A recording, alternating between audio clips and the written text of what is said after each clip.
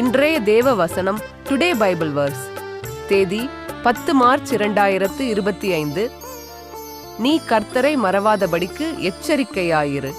உபாகமம் 6:12. ஏச நம்பித்தானா பிறந்திருக்கேன், ஏச நம்பித்தானா வளர்ந்திருக்கேன், ஏச நம்பித்தானா பிறந்திருக்கேன், ஏச நம்பித்தானா வளர்ந்திருக்கேன். இயேசு சொன்ன சொல்லு காதோரமா இப்போ வந்து வந்து கேக்குதம்மா.